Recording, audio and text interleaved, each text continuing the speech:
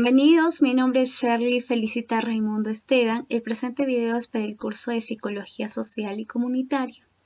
Hoy voy a compartir con ustedes algunos términos, algunos ejemplos sobre la problemática psicosocial de la pobreza. Esto debido a que se establece una investigación a desarrollar en junio, en este mes, para hablar sobre cómo se está caracterizando esta problemática en el sector de Ocopía del distrito de Chilca. Vamos a iniciar primero a algunas definiciones o aportaciones sobre la pobreza, que puede explicarse desde distintas ópticas o perspectivas, ya sea la social, la cultural, la económica, la política. Por ejemplo, en la económica, ¿qué nos dice la pobreza o a quiénes se les puede asignar este término, a qué grupo de nuestra población? Se establece a las personas que tienen ingresos por debajo que no logran cubrir necesidades básicas. El Banco Mundial, por ejemplo, establece índices de pobreza de acuerdo a los ingresos y consumos de todos los países de cada región. En el ámbito social ha sucedido algo bastante curioso, debido a que se considera que es un capital social que puede otorgar recursos y oportunidades a las personas para salir de este medio. En esta concepción, por ejemplo, podemos citar a la economía europea, que hace lo contrario a primer término social.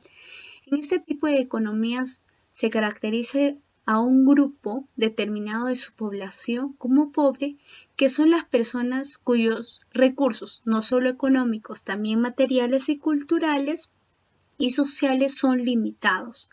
Sucede que debido a esta situación que enfrentan estas personas, son excluidos del nivel de vida aceptables. ¿Qué sucede a consecuencia de esto? Genera un desnivel que desfavorece la integración entre el individuo y su sociedad. ¿Por qué? Porque estamos denegando derechos o oportunidades que esta misma sociedad le ofrece para que el individuo pueda salir de este contexto o de este medio.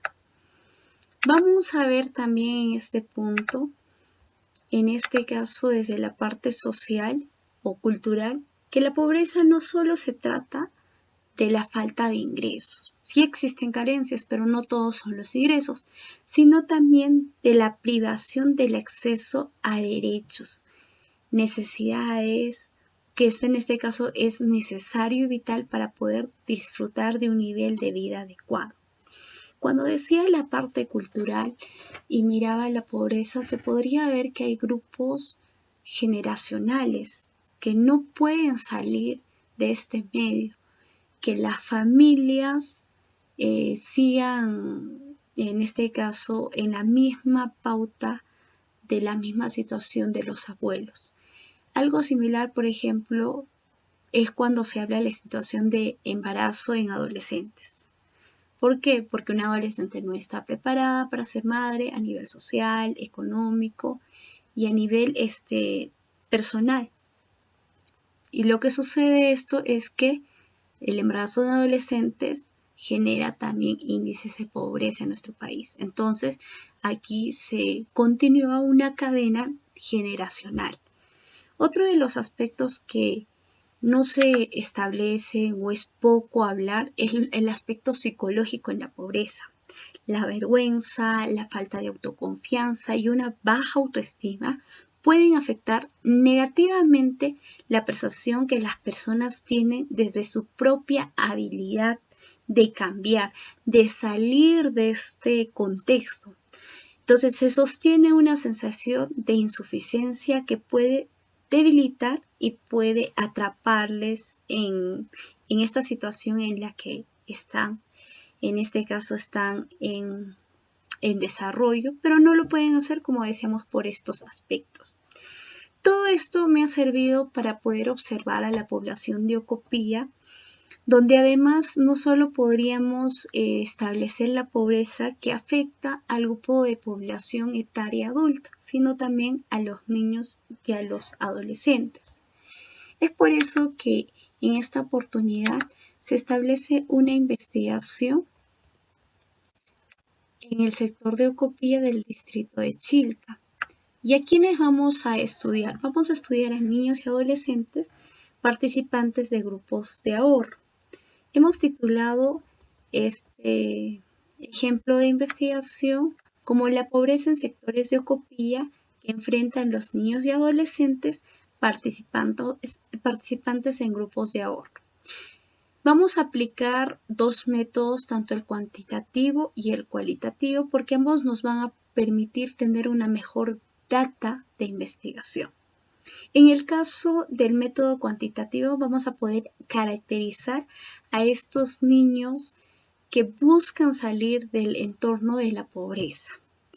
Y en el método cualitativo vamos a poder identificar por qué lo hacen, qué los motiva a hacer, si vemos que hay aspectos culturales que se asientan en este barrio de Ocopía. ¿Cómo así? Normalmente podríamos identificar de una forma rápida que las personas que actualmente viven en Ocopía son parientes de personas que eran natales de Huancavelica o Ayacucho, donde surgió la violencia política.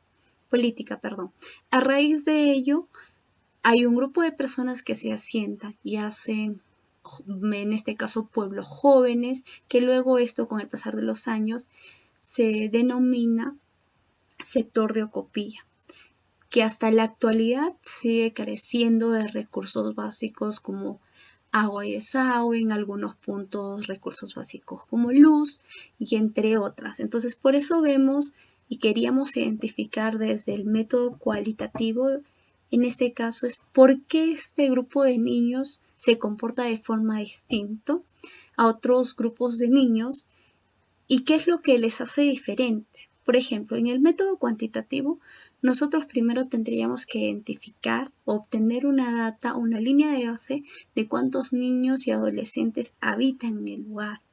Si existen otros factores como el trabajo infantil que se registran en esta zona. Otro de las datas podría ser obtener la información de cuánto es el número de niños participantes en los grupos de ahorro. Incluso aquí podría entrar el factor de género, si son más niñas las que participan, si son más niños.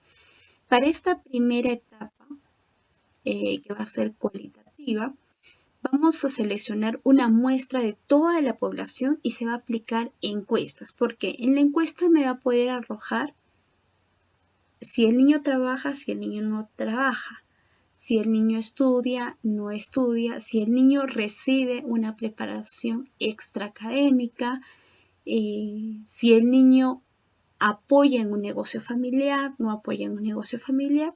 Y esta información que voy recabando me va a permitir pasar a un segundo punto, que es el método cualitativo, en la que ya se investiga, como les explicaba, el porqué de este comportamiento de este grupo de población, cuál es su naturaleza en este sector del barrio de Ocopía. Aquí voy a ahondar sobre la información a partir de la entrevista de las historias de vida de estos niños y adolescentes que son activos participantes en grupos de ahorro.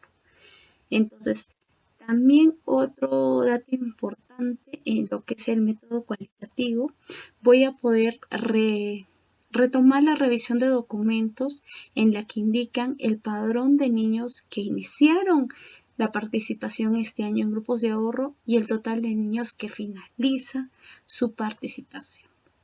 Hasta este punto es la primera explicación sobre la investigación que se va a abordar en el sector de Ocopía sobre la problemática psicosocial de la pobreza.